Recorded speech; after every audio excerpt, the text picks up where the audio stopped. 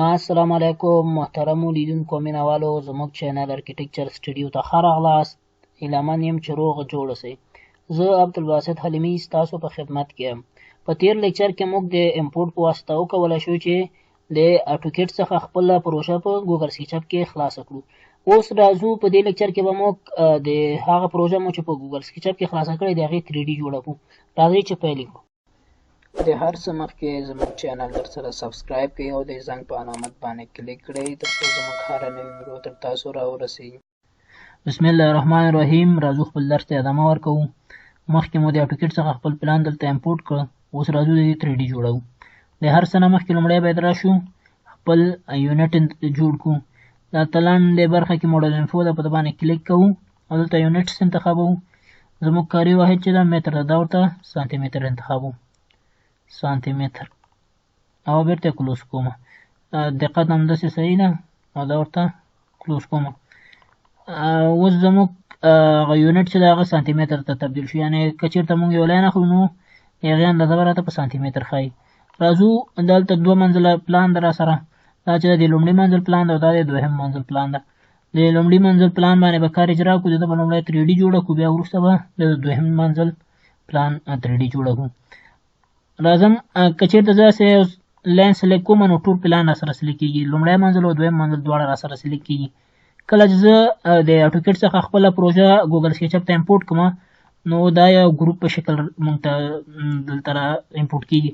نو لومړی باید راشو موږ دا ایکسپلوډ کړو. راځو دلته کله مو چې پلان سلیکټ کړو راځو دلته رایټ کلیک کوو. رایټ کلیک نه وروسته دلته یو مینو خلاصېږي، دغې به ایکسپلوډ انتخاب کړو. کله مو چې ایکسپلوډ انتخاب کړو نو زموږ پروژه اوس ایکسپلوډ کېږي، یعنې دانه دانه شکل ته تبدیلېږي. ګوره که زه اوس داسې دا سطحه سلیکټ کوم نو همدغه ځای راته سلیکټ کېږي خالص. ټول پلان اوس نه سلیکټ کېږي. مخکې به مو چې داسې سلیکټ کوو نو ټول دغه پلان به راته سلیکټ کېده. که چېرته موږ سره پروژه اندازې دغه پروژه مو د کاغذ پر مخ وي او اندازې راته معلوم وي، اتاقونو اندازې او نور تشنابونو اندازې ټول راته معلوم وي او غواړو چې دې 3D جوړه کړو نو لومړی باید راشو دلته بیا 2D ورته جوړ کړو، د هغې نه وروسته بیا د هغې نه 3D جوړوو. راځو که چېرته د ده تعمیر اندازې ماته معلوم دي 12 متره په 1200 کې ده. راځو یو لاین اخلو 1200 سانتي باید 1200 سانتي 1200 سانتي داسې هم 1200 سانتي او کلوز. داسې یو سطحه تشکیله شوه، یعنې 1200 سانتي په 1200 سانتي کې یو سطحه. راځو دغې تعمیر جوړول غواړو. دا د تعمیر دغه دیوال ضخامت چې ده 25 سانتي ده. نو راځو دلته دیوال ورکوو. دا دیوال چې ده 4 چاپېر د دې تعمیر ده. راځو افسیټ اخلو. افسیټ د څومره وي 25 سانتي. موږ کولی شو چې د باندې هم افسیټ واخلو او دننه هم افسیټ واخلو. افسیټ 25 دلته ورته 25 لیکو انټر 25 سانتي افسیټ شو زموږ. بیا راځو د دې اتاقونو اندازو ته. دا بیا ټیب میجر ورته انتخابو. ټیب میجر په واسطه کولی شو چې دا لومړی اول ټول انتخاب کړو د اندازې، بیا وروسته د اتاقونو ته ارتفاع ورکړو. راځو داسې د وای په محور څومره اندازه ده. د دې اتاق اندازې چې دي 3 متره په 15 مترو کې ده، یعنې عرض چې ده 3 متره او طولي چې ده هغه بیا 15 متره ده. عرض څومره ده 300 سانتي او دیوال چې ده 25. راځو اوس طولي څومره ده 500 سانتي او دیوال مو 25 سانتي. همداسې راځم زینه څومره ده. زینه 200 سانتي. دلته دیوال ضخامت 25 دلته مو زینه شو. راځو اوس ریکټنګل په واسطه د دیوالونه یو بل څخه جدا کوو. داسې ریکټنګل اخلو. دا مې لومړی ریکټنګل دا شو، بل ریکټنګل دلته اخلم. دلته زینه ده، یو ریکټنګل د زینه تر ده سره اخلم، بل ریکټنګل دلته اخلم. کله مو چې ټولې اندازې داسې ریکټنګلونه واخیستل بیا به راشو دغه د اندازې خطونه دا پاک کړو. داسې ټول سلیکټ کوم او ډیلیټ. دا مې پاک کړل. راځم دغه اضافي برخې چې دي دا ترېنه پاکوم. اریس دا که چېرته موږ دا پاکې نه کړو نو د هر دیوال به بیل بیل موږ به هر دیوال ته بیل بیل ارتفاع ورکوو. نو دغه برخې ترېنه پاکوم. دا هر یو بیل بیل اتاق شو. دلته مو زینه شوه. که چېرته موږ په ده رقم لاړ شو خو زموږ وخت ضایع کېږي. موږ سره تیار پلان موجود ده. که چېرته اوس زه دلته دروازه ورکړم کړکۍ ورکړم نو ډېر وخت به مو ضایع شي. نو راځو همدغه پلان چې کوم موږ دلته امپورټ کړی په ده باندې کار شروع کوو. راځم دا ټول سلیکټ کوم او ډیلیټ. راځم لومړی دا هم مخکې ایکسپلور کړو. دا چې دوه منزله پلان ده دا بیل میک ګروپ کوو دا بیل میک ګروپ کوو. راځو دا ټول سلیکټ کوو او هلته رایټ کلیک میک ګروپ. دا میک ګروپ شو. راځو او دا پلان بیل میک ګروپ کوو. ټول سلیکټ کوو چې کله مو دا شخص به ترېنه لرې. که چېرته موږ یو لاین نه غواړو که نه یا کوم بل دغه نه غواړو چې سلیکټ شوی وي هغه د موږ سره انتخاب وي نو شفت بټن به کیبورډ کې کلیک کړئ. ګوره مثبت او منفي علامه راغله. که چېرته اضافه کولی شو که چېرته ترې لرې کولی شي. دا اوس تیار سلیکټ ده. زه د باندې بیا کلیک کوم دا سلیکټ نه ووت.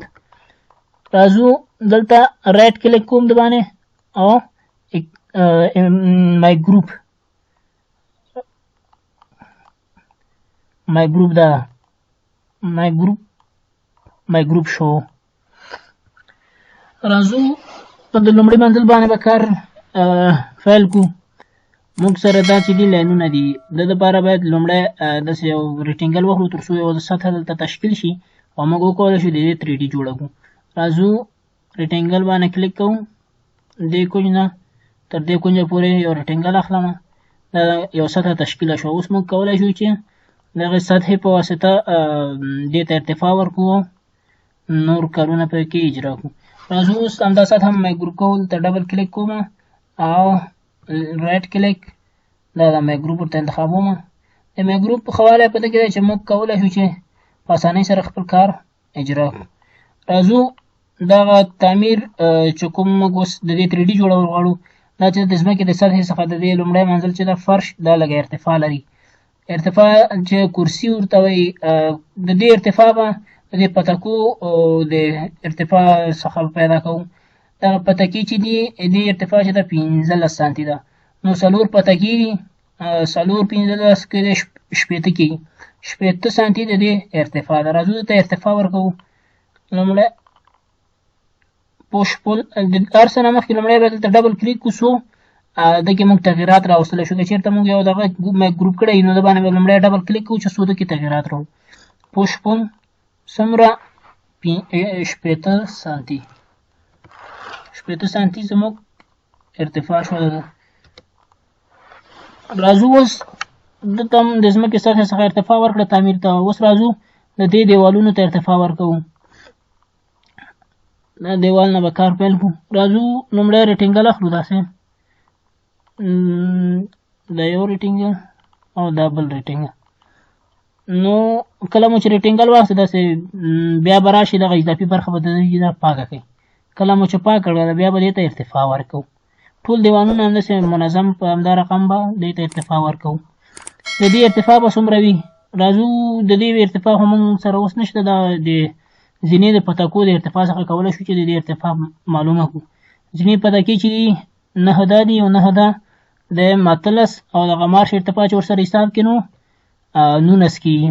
یعنې 19 پتکې د دې ارتفاع چې په 15 کې ضرب کې 215 کېږي. 15 ارتفاع ده د دې هرې پتکې.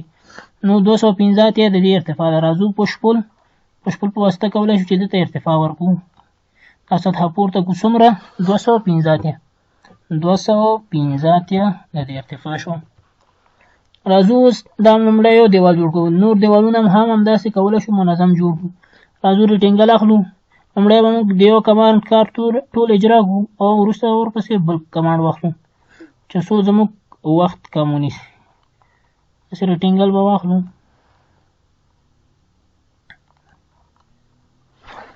دا نیم شو، بیرته کنټرول زیډ.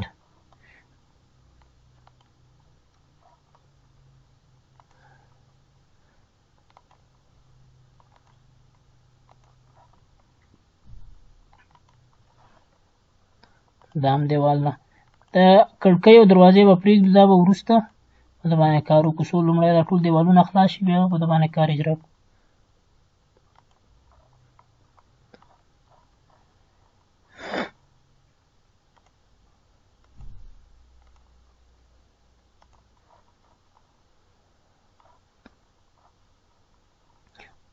دغه مایله برخه دا باید د لاین په واسطه دا مایله برخه جوړه کړو. اوس ایل د لاین دپاره یو لاین، دوه لاینه، درې لاین. دا مایله برخه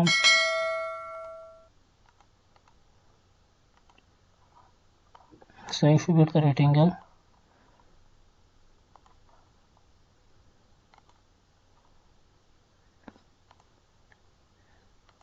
دا تر ټولو اسانه طریقه چې ده دا د ریکټینګلو په واسطه کولی شو.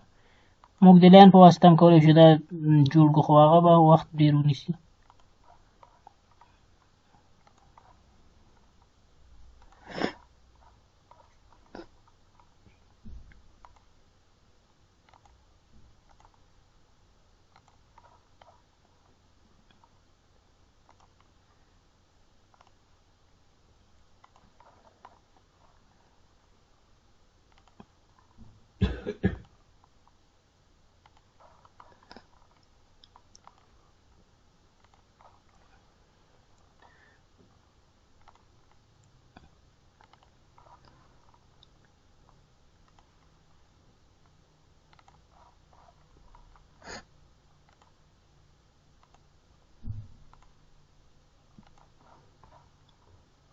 دلته دیوال پاتې، دا به هم سلیکټ انتخاب کړو. خلاص شول که نه. دا مایله برخه پاتې لاین په واسطه دا کولی شو چې داسې مایله برخه دغه واخلو. وشو. د دې نه وروسته باید راشو دغه اضافي برخې نه دي، دا باید پاکې کړو موږ. که چېرته زه دا پاکې نه کړم، د هر دیوال بیل بیل موږ دته ارتفاع بیا ورکوو، نو د اضافي برخې به ترې پاکې کړم. ایریس د اضافي برخه دې ترې لرې شي. دا هم اضافي برخه دا باید د ریکټینګلو کله مو چې ریکټینګلونه اخیستل د هغې په واسطه باندې د هغه اضافي خطونه راغلل، دا باید موږ پاک کړو. څو موږ ټول دیوال یو دم سره پورته کړی شو. دا هم پاکوم.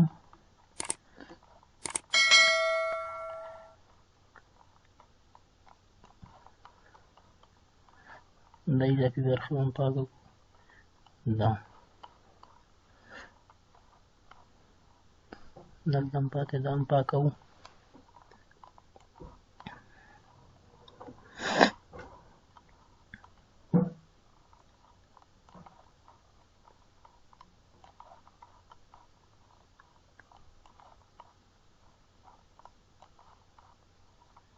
یا خلاص شول که نه. اوس راځو ارتفاع ورته ورکوو. پوش پل څومره 250. دلته ما تیاره مخکې یو ارتفاع ورکړی. که چېرې مخکې یو ارتفاع ورکړي، همدغه ارتفاع ګوره که یو شنه نقطه راغله، یعنې د دې ارتفاع د هغې ارتفاع سره مساوي ده. لاندې ګورې 250 یې لیکلي، نو 250 یې د دې ارتفاع شو. ګورې دا بسته دیوال منظم ټول اوچت کوي. دلته مې ارتفاع 250 دی.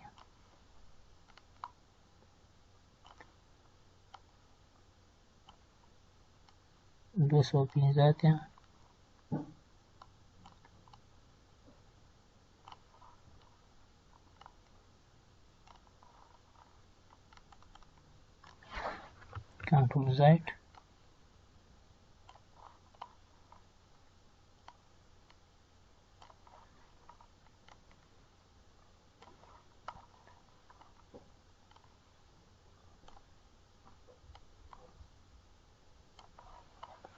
خلاص شو که نه. دا د موږ منظم ډول وکولی شو دیوالونو ته ارتفاع ورکړو. دې نه وروسته به کړکۍ او دروازو باندې کار شروع کړو. نو دا و د نن ورځې درس تر بیا ښې وخت او د خپل